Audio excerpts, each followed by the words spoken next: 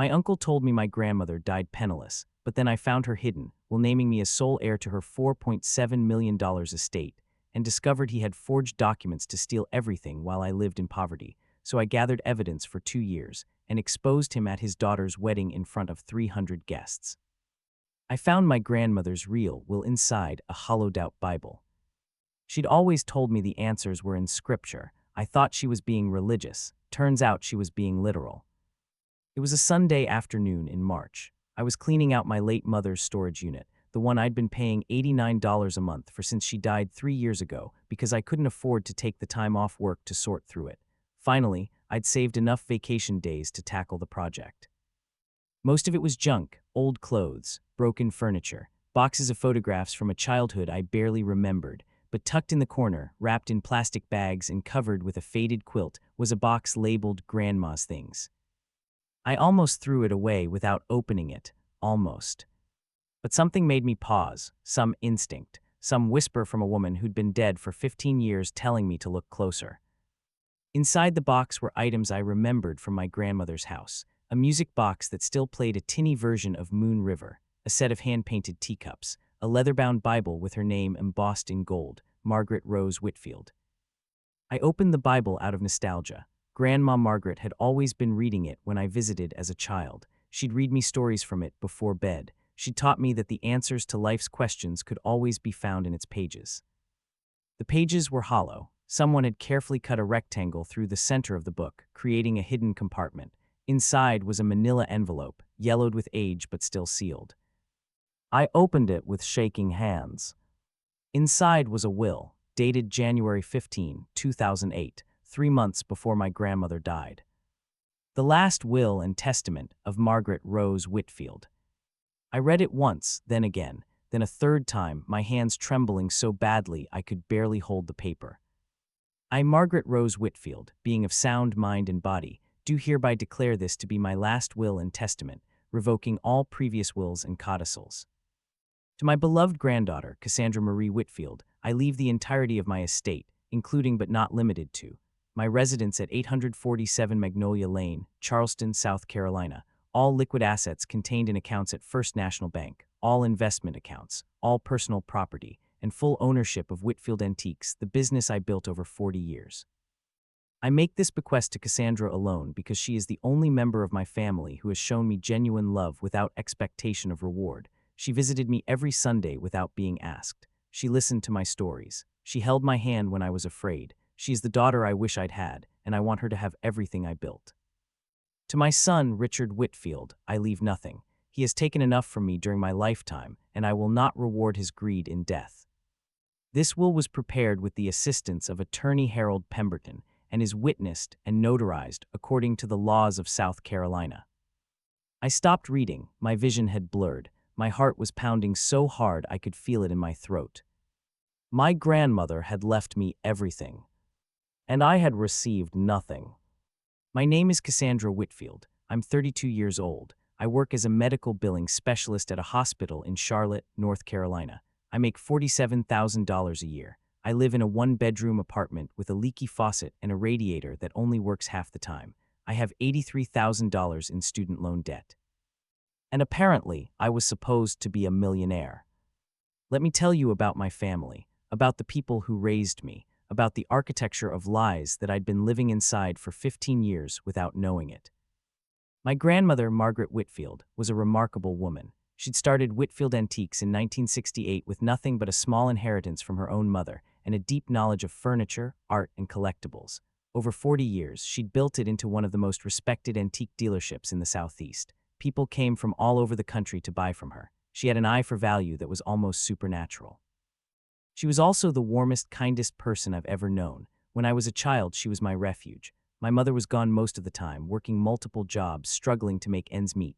My father was never in the picture, but Grandma Margaret was always there. Every Sunday, without fail, I'd spend the day at her house. She'd make me lunch, teach me about antiques, read to me from her Bible, and tell me stories about her life.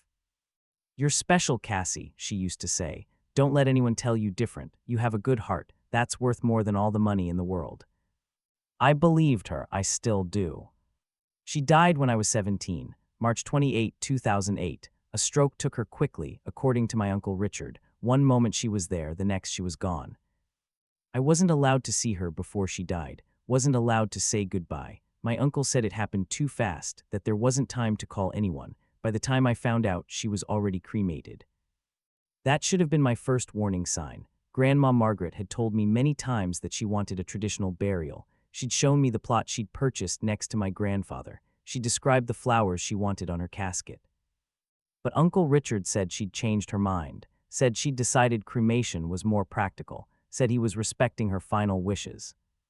I was 17, grieving. I believed him. I believed everything he told me. He told me Grandma Margaret had died with significant debt, that the antique business had been failing for years, that she'd mortgaged her house and drained her savings trying to keep it afloat, that there was nothing left. "I'm sorry, Cassie," he'd said, putting a hand on my shoulder at the small memorial service he'd organized. "Just family, no friends, no business associates. I know you loved her, but she wasn't good with money at the end. The dementia made her make bad decisions." Dementia, another lie I believed. Grandma Margaret had been sharp as a tack until the day she died. She'd been teaching me about Chippendale furniture the last Sunday I saw her. She'd remembered every detail of every story she'd ever told me. But I was 17. What did I know about dementia, about estate law, about the 1,000 ways a grieving teenager could be manipulated? I knew nothing. And my uncle knew everything. Richard Whitfield was my grandmother's only son, my mother's older brother. He was 52 when Grandma died, a successful real estate developer who lived in a big house in an expensive neighborhood and drove a Mercedes. He had a wife named Diane, who smiled with her mouth but never her eyes, and a daughter named Victoria, who was 3 years older than me and treated me like something stuck to the bottom of her designer shoes. Uncle Richard had always been distant. He came to Grandma's house for holidays, made conversation that felt rehearsed, and left as quickly as possible. He never visited on regular Sundays like I did, never called just to chat, never seemed particularly interested in his mother beyond what she could do for him. But he was the executor of her estate. That's what he told me after she died. He was responsible for settling her affairs, paying her debts, distributing what little remained. What little remained was nothing, according to him. The house was sold to pay the mortgage. The business was liquidated to cover its debts. The personal belongings were distributed to various family members. I received the box of items that had been sitting in my mother's storage unit ever since. A music box, some teacups, a Bible. A Bible with a will hidden inside it. A will that left everything to me. I sat in that storage unit for 3 hours, reading and rereading the documents in the envelope. There was more than just the will. There were bank statements from December 2007 showing account balances that made my head spin. Checking account, $127,000. Savings account, $340,000. Investment portfolio, $1.2 million. There was a property assessment showing the house at 847 Magnolia Lane, valued at $1.8 million. There was a business valuation for Whitfield Antiques, prepared by an independent appraiser, estimating the value of the inventory, client list, and brand name at $1.3 million. Total estate value at the time of my grandmother's death, approximately $4.77 million. And I had received nothing. I thought back to my life after Grandma died. My mother had gotten sick 2 years later, cancer, no insurance. We'd fought for her life while also fighting to keep a roof over our heads. I'd taken out student loans to go to college because there was no money, worked 2 jobs through school, graduated with debt that I'm still paying off. My mother died when I was 29. I'd held her hand in the hospital room, both of us crying, both of us wishing we had more time, more resources, more of everything. "I'm sorry I couldn't give you more," she'd whispered near the end. "I tried, I always tried." I'd told her it wasn't her fault, told her she'd done her best, told her I loved her no matter what. But sitting in that storage unit, holding a will that said I should have had millions of dollars, I realized something. It wasn't her fault. It was his. Uncle Richard had stolen my inheritance. He'd forged documents, lied to my face, and watched me struggle for 15 years while he spent my grandmother's money on his own family. I thought about Victoria's lavish wedding 5 years ago, the one I hadn't been invited to, the one that had reportedly cost over $200,000. I thought about the vacation homes Uncle Richard had purchased, the cars, the country club membership, the lifestyle that had only gotten more extravagant after Grandma died. I thought about my mother, working herself sick, dying without enough money for proper treatment. Something cold and hard settled into my chest. I was going to find out the truth, and then I was going to make him pay. I didn't confront anyone immediately. I'd learned enough from those dramatic stories online to know that the element of surprise was crucial. If Uncle Richard knew I was investigating, he'd destroy evidence, craft explanations, and use his money and connections to shut me down before I even started. Instead, I played the long game. First, I found an attorney, not a regular attorney, but someone who specialized in estate fraud and inheritance disputes. Her name was Denise Washington, a former prosecutor who'd spent 20 years putting white-collar criminals in prison before transitioning to civil practice. I showed her the will, the bank statements, the property assessment, the business valuation. She looked at everything with the careful attention of someone who'd seen this before. "Where did you get these documents?" she asked.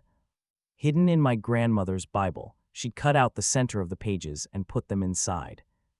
She hid her own will. Yes, I think she knew something was wrong. I think she was protecting herself from someone. "From your uncle?" "Yes." Denise nodded slowly. This happens more often than people think. Elderly relatives hiding important documents because they don't trust the people around them. The problem is, hidden documents don't help anyone if they're never found. I found them 15 years late, but I found them.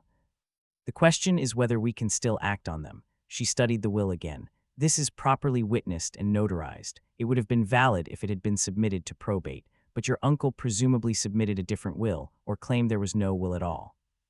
How do we find out what he did? Probate records are public. We can request copies of everything that was filed after your grandmother's death. That will tell us what story your uncle told the court. And if that story doesn't match these documents. She smiled, but it wasn't a warm smile. It was the smile of a hunter who just spotted prey. Then we have evidence of fraud, and fraud opens doors that time usually closes. The probate records arrived 3 weeks later. I sat in Denise's office as she laid out the documents. There were 2 of us now. Denise had brought in a forensic accountant named William Chen, who specialized in tracing hidden assets and identifying financial fraud. "Here's what your uncle filed with the court," Denise began. "A will dated September 3, 2007, purportedly signed by your grandmother. This will leaves everything to Richard Whitfield with small bequests to other family members. You're mentioned here." She pointed to a paragraph. "You were left a sum of $5,000 and personal items of sentimental value." I never received $5,000. According to these records, the check was mailed to your last known address. It was cashed. I never cashed any check. William leaned forward. "Do you have records of your bank accounts from that time?" I was 17. I don't think I had a bank account in my own name. But someone cashed the check. We can subpoena the bank records and see whose account it was deposited into. Denise continued. Here's the interesting part. The will your uncle submitted was witnessed by 2 people. Both of them work for his real estate company. Both of them are still employed there. They lied. They witnessed something. Whether it was your grandmother actually signing this document or your uncle forging her signature, we don't know yet, but we can find out. William pulled out another stack of papers. "I've been looking at your uncle's finances. Before your grandmother died, his net worth was approximately $2.3 million. Most of that was tied up in his business. He had a mortgage on his house, reasonable debt levels for someone in real estate. And after she died, within 2 years, his net worth had more than doubled. He paid off his mortgage, bought a vacation home in the Outer Banks, bought another in Aspen. His daughter's wedding, which happened 4 years after your grandmother's death, cost $247,000 according to vendor records I was able to locate. He's currently worth approximately $8.5 million. I stared at the numbers. Where did the money come from? That's the question, isn't it? He claims it was smart investments, business growth, but when I trace the cash flows, he spread out a complex diagram of arrows and boxes. The money appears suddenly, in large deposits, starting about 6 months after your grandmother's estate was settled. It's consistent with someone liquidating an inheritance and gradually moving the funds into their own accounts. The house, the business, the investments, he took all of it. It appears that way, yes. Denise took over again. Here's what we're going to do. First, we need handwriting analysis. We have the will your uncle submitted and the will you found. If we can prove the signatures are different or that the court-filed will is a forgery, we have our case. How long will that take? A few weeks for the initial analysis, longer if we need to go to court to compel access to original documents. What else? We're going to track down the attorney listed on the will you found, Harold Pemberton. If he prepared this will for your grandmother, he'll have records. He might even have his own copy. And if Uncle Richard got to him first, destroyed the records. Denise's smile returned, that predator smile. Then we have evidence of an even bigger conspiracy. But lawyers are careful people. We keep records. I'd be very surprised if Mr. Pemberton doesn't have something useful for us. I nodded. What can I do? Keep living your normal life. Don't contact your uncle. Don't tell anyone what you're investigating. The element of surprise is our biggest advantage. Once he knows we're coming, he'll start hiding things. For how long? As long as it takes to build an airtight case. Could be months, could be a year. I've waited 15 years. I can wait a little longer. That's exactly the right attitude. Denise gathered the documents. One more thing. This will you found, the real will, it doesn't just give you money, it gives you a business. Whitfield Antiques. Do you know what happened to it? My uncle said it was sold to pay debts. Sold to whom? I realized I didn't know. I have no idea. We're going to find out, because if that business still exists, even under a different name, you might have a claim to it as well. The investigation took 14 months. 14 months of patience, of pretending everything was normal, of smiling at Uncle Richard during the rare family events I was invited to. His 60th birthday party, Thanksgiving at his house, Christmas, where I watched Victoria's children open presents that cost more than my monthly rent. I smiled, I nodded. I played the role of the poor, struggling niece who was grateful for whatever scraps of attention the wealthy family threw her way. Inside, I was building a case that would destroy everything he'd built. The handwriting analysis came back first. 2 independent experts examined both wills. Their conclusion was unanimous. The signatures on the court-filed will were forgeries. The handwriting showed clear signs of tracing, of someone carefully copying Margaret Whitfield's signature from other documents. Attorney Harold Pemberton was still alive, 87 years old and retired, but sharp enough to remember Margaret Whitfield clearly. Wonderful woman, he told us during a recorded interview. She came to me in secret, said she was worried about her son, said he'd been pressuring her to change her will, to leave everything to him instead of her granddaughter. Did she say why she wanted to leave everything to her granddaughter? She said the girl was the only one who loved her for herself, said her son only saw dollar signs when he looked at her. She wanted to make sure the girl was taken care of. Did you keep a copy of the will you prepared? He smiled. I've been practicing law for 60 years, young lady. I keep copies of everything.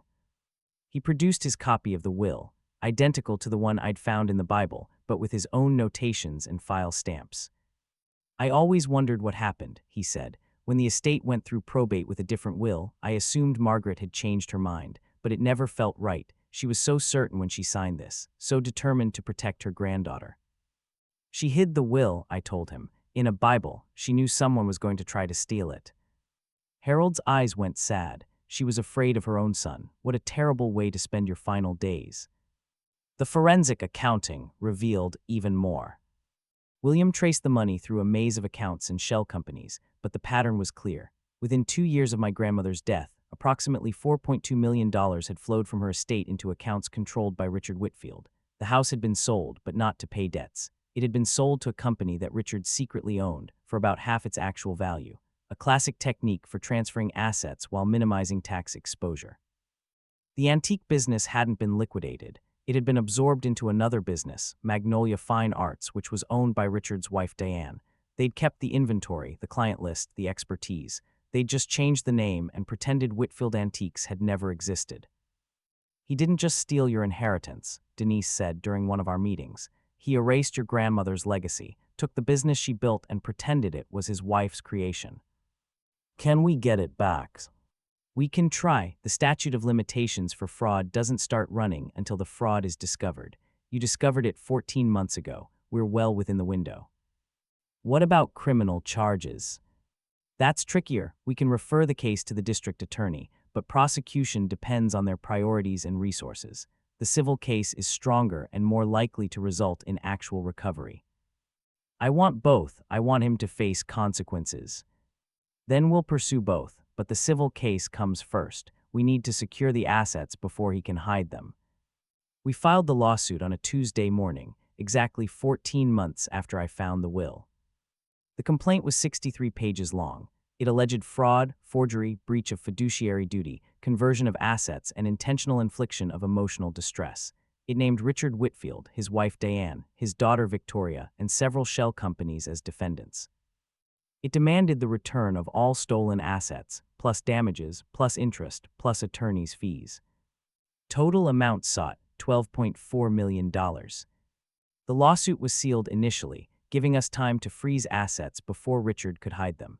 Denise obtained emergency orders preventing him from selling property or moving money out of certain accounts. By the time he knew what was happening, his financial empire was already locked down. The phone call came 3 days after he was served with the papers. Cassandra, his voice was cold, controlled. What do you think you're doing? I think I'm reclaiming what my grandmother left me. Your grandmother left you exactly what I told you she left you, a few $1,000s and some old junk. That's not what the will says, the real will, the one she hid in her Bible because she was afraid you'd steal it. Silence on the line. Whatever document you think you found, it's not valid. My mother had dementia at the end. She wasn't competent to sign legal documents. That's interesting, because her attorney says she was perfectly competent when she signed this will, perfectly clear about what she wanted, perfectly certain that her son was trying to cheat her. More silence. You don't know what you're starting, he said finally. I have resources. I have connections. I will bury you in legal fees before this ever sees a courtroom. Maybe, but I have something you don't. What's that? The truth and 2 independent handwriting experts who say you forged my grandmother's signature, and an attorney who remembers her telling him she was afraid of you, and 14 months of forensic accounting showing exactly where the money went. I let that sink in. This isn't a negotiation, I continued. I'm not calling to make a deal. I'm just calling to let you know that I know. I've known for over a year. I've been building this case while you sat in your stolen mansion, spending my grandmother's money, thinking you got away with it. Cassandra. You watched me struggle. You watched my mother die without proper medical care. You knew we had nothing while you had millions that should have been ours, and you never said a word. I did what was best for the family. You did what was best for yourself, and now you're going to face the consequences. I hung up. My hands were shaking, but I felt something I hadn't felt in years. Power. The legal battle lasted 8 months. Richard hired an army of attorneys. They filed motion after motion, trying to delay, to obfuscate, to bury us in paperwork. They claimed the hidden will was a forgery, that I had created it, that I was trying to steal from my family. Denise was ready for all of it. The handwriting experts testified. Harold Pemberton testified. The witnesses who had signed the false will were deposed, and under oath, one of them broke down and admitted that Richard had asked them to sign a document without reading it, had told them it was just a formality. That testimony was devastating. The forensic accounting evidence was even worse for Richard. William traced every dollar, showed how the money had moved from my grandmother's accounts through various shell companies, and eventually into assets that Richard and his family enjoyed. The vacation homes, the cars, Victoria's wedding, college funds for her children, all funded by money that should have been mine. By month 6, Richard's attorneys were quietly approaching Denise about settlement. He wants to make this go away, Denise told me. He's offering $2 million. My grandmother's estate was worth almost $5 million. I know, I told them the same thing. They came back with $3.5 million.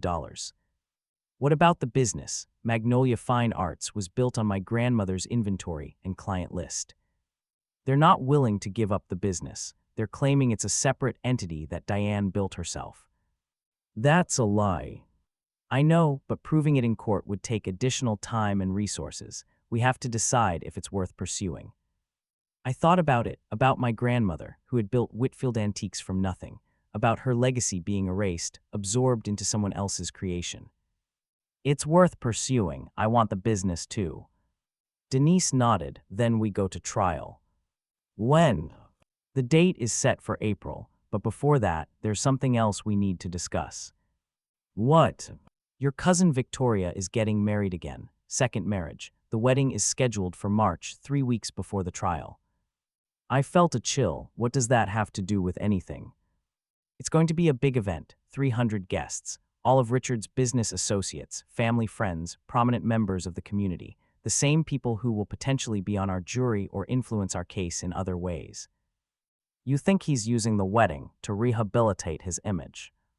I think it's not a coincidence that he scheduled it right before the trial. He wants everyone to see him as a loving father, a pillar of the community, not as someone who stole from his own niece. I sat back, thought about it. What if we use it the same way? What do you mean?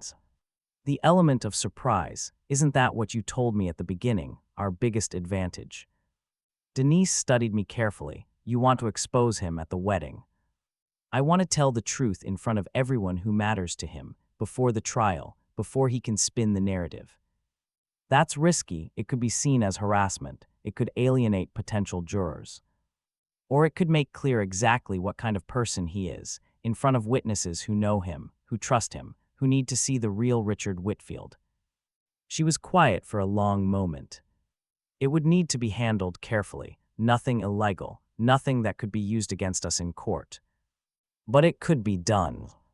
She smiled, that predator smile I'd come to love. It could be done. The wedding was held at the Charleston Botanical Gardens. 300 guests, white tents, string quartet, all the extravagance that Richard's stolen money could buy. I arrived early, dressed nicely but not extravagantly. I wasn't here to make a scene with my appearance. I was here to make a scene with the truth. I found my seat, smiled at relatives I barely knew, made small talk with people who looked at me with vague recognition and even vaguer interest. Uncle Richard spotted me across the lawn. His face went through several expressions in quick succession: surprise, anger, calculation, then a forced smile as he walked over. Cassandra, I didn't expect you to come. It's a family wedding. I'm family, aren't I? Of course, of course. He glanced around, checking who might be watching. I hope we can keep things civil for Victoria's sake. I'm always civil, Uncle Richard. I'm not the one who steals from family. His smile tightened. This isn't the place. You're right, this is a celebration. We should celebrate. He walked away, but I could see the tension in his shoulders. He was waiting for something, expecting something. He wasn't wrong to be worried. The ceremony was beautiful. Victoria looked radiant. Her groom, a hedge fund manager named Bradley, looked appropriately adoring. The vows were exchanged. The rings were blessed. Everyone applauded. Then came the reception. Dinner was served under the large tent. Speeches were scheduled after the main course. Victoria's maid of honor went first, telling funny stories about college and early dating disasters. Bradley's best man followed with tales of business school and bachelor party adventures. Then the microphone was handed to Richard. He stood at the head table, beaming at his daughter, the picture of a proud father. 29 years ago, I became a father for the first time. Victoria came into this world and changed everything. She was perfect then, and she's perfect now. Polite laughter, nodding heads. As many of you know, I lost my own mother 15 years ago. It was a difficult time, but I took comfort in knowing that she would be proud of the family we've built, the success we've achieved, the love we've shared. I felt something cold settle in my stomach. He was using my grandmother's memory, using her death as a prop in his performance. My mother taught me that family is everything, that we protect each other, that we build each other up. That's what I've tried to do for Victoria, and I know that's what she'll do for her own children someday. More applause, more nodding. So please raise your glasses to Victoria and Bradley. May your marriage be as blessed as our family has been. Everyone raised their glasses, everyone drank. And then I stood up. The room went quiet, people turned to look at me. Uncle Richard's face went pale. I'd like to say something too, I said, if you don't mind. Victoria looked confused. Bradley looked annoyed. Diane was whispering urgently to Richard. This isn't appropriate, Richard said, his voice carrying across the silent room. Cassandra, please sit down. I think it's very appropriate. You just talked about family, about protecting each other, about my grandmother. I have something to add to that. I walked toward the head table. A waiter tried to intercept me. I sidestepped him easily. 15 years ago, my grandmother, Margaret Whitfield, passed away. I was told she died with nothing, that her business had failed, that her savings were gone, that there was nothing left for me or my mother. I reached the front of the room, 300 faces staring at me. I was told a lot of things, and I believed them, because I was 17, because I was grieving, because I trusted my family. I pulled a document from my bag, the will, the real will. This is my grandmother's actual will, the one she wrote 3 months before she died, the one she hid in her Bible because she was afraid it would be stolen, the one that leaves everything, her house, her business, her savings, to me. Murmurs spread through the crowd. Richard was standing now, moving toward me. Cassandra, stop this right now. The will that was filed with the court was a forgery. The signature was traced. The witnesses were employees of my uncle who signed without reading. My grandmother's attorney is still alive. He has his own copy. He remembers her telling him that she was afraid of her own son. Richard reached me, grabbed my arm. You're making a fool of yourself. I pulled away. I'm telling the truth, in front of everyone you care about impressing, everyone who thinks you're a pillar of the community, everyone who doesn't know that you stole almost $5 million from your own niece. The crowd was buzzing now, people standing, phones appearing, someone was recording. While I worked 2 jobs through college, you were spending my inheritance on vacation homes. While my mother died without proper medical care, you were funding Victoria's $247,000 wedding. While I struggled to pay rent, you were pretending to be a self-made success story. I looked at Victoria, who was crying now, at Diane, who was pale as a ghost, at Bradley, who looked like he wanted to be anywhere else. I'm sorry, Victoria, this isn't about you, but your father built your life on money he stole from me, from our grandmother, and I can't let him keep pretending anymore. I pulled out more documents, bank records, property transfers, the forensic accountant's report. It's all here, every dollar traced, every lie documented. There's a lawsuit filed, criminal charges pending. This isn't a question anymore, it's evidence. Richard was breathing hard, his face was red. For a moment I thought he might hit me. Instead, he turned to the crowd.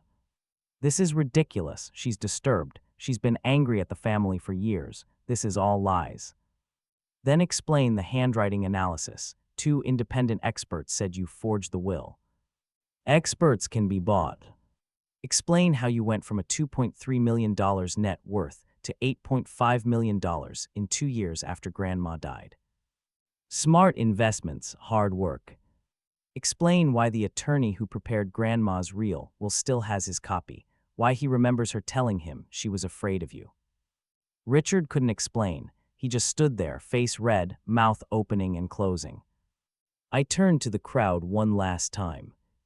I spent 15 years believing I was unloved, believing my grandmother left me nothing, believing I had to struggle because that's just how life was. Now I know the truth. I was loved. I was provided for. Everything I needed was stolen by the person who was supposed to protect me. I set the documents on the head table in front of Victoria. The trial is in 3 weeks. All of this will be public record. I just wanted you all to hear it from me first. I walked out of the tent, across the lawn, through the gates of the botanical garden. Denise was waiting in the parking lot. How did it go? I told the truth in front of everyone. She nodded. Good. The lawsuit just got a lot more interesting. The trial lasted 2 weeks.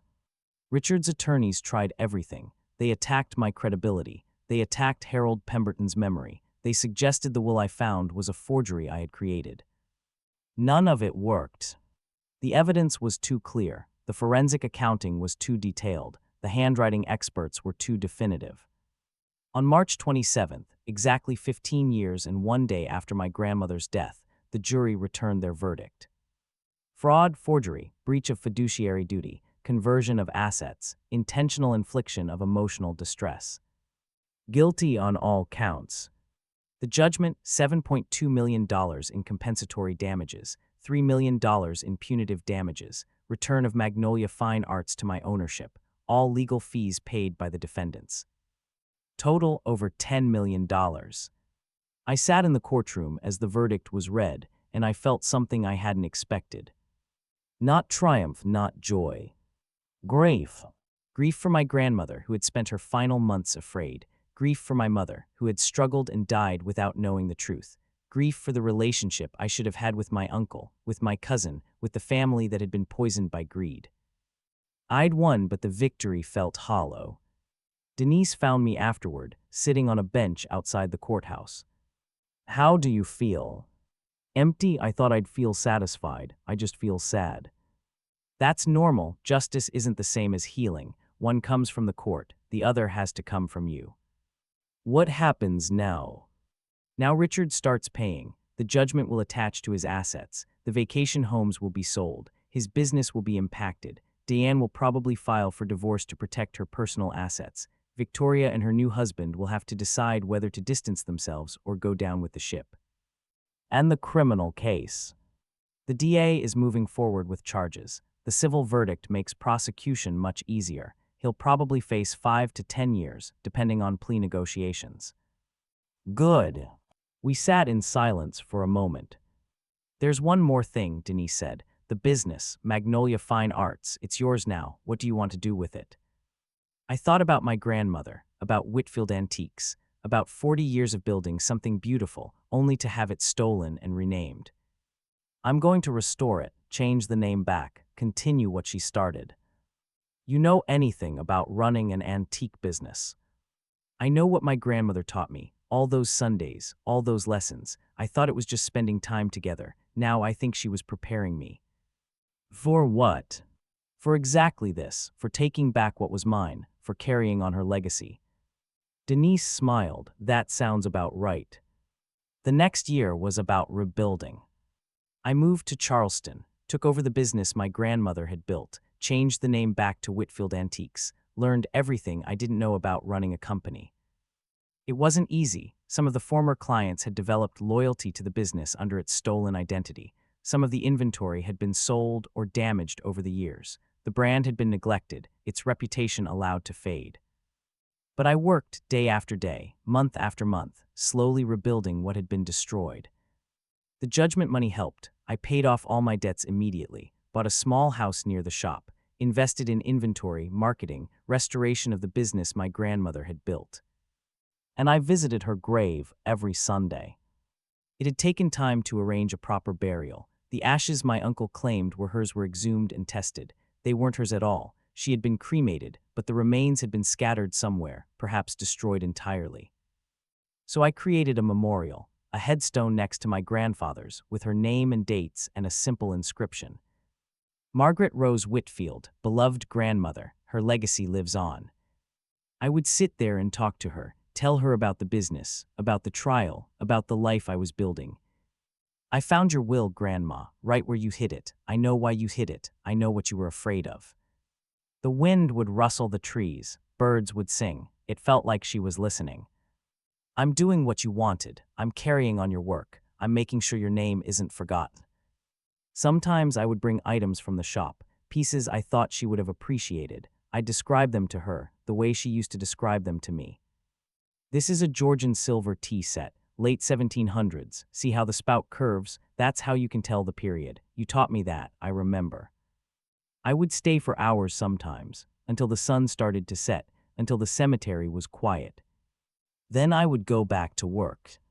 Richard was sentenced in September, 7 years in federal prison for wire fraud, mail fraud, and tax evasion related to the theft. He would be eligible for parole after 4 years. I didn't attend the sentencing, didn't need to. The criminal justice system would do what it would do. My justice was in the life I was building, not in watching him be punished. Diane did file for divorce, as Denise had predicted. She managed to preserve some assets, claiming she hadn't known about Richard's fraud. Maybe she had known, maybe she hadn't. It didn't matter to me. Victoria stopped speaking to me entirely. I heard she and Bradley moved to New York, far from the scandal. I hoped she found peace. She wasn't the villain in this story, just a beneficiary of villainy. The business grew. By the end of the first year, Whitfield Antiques was profitable again. By the end of the second year, it was thriving. Clients who had known my grandmother came back, drawn by the restored name and the story of what had happened. "Margaret would be proud," they would say. "You're just like her." I didn't know if that was true, but I was trying to be. I hired a small staff, trained them the way my grandmother had trained me, built relationships with dealers and collectors, traveled to estate sales and auctions. And every Sunday I closed the shop and spent the day the way my grandmother would have wanted, reading, resting, remembering. 3 years after the trial, I received a letter. It was from the prison where Richard was serving his sentence, his handwriting, his return address. I almost threw it away without reading it.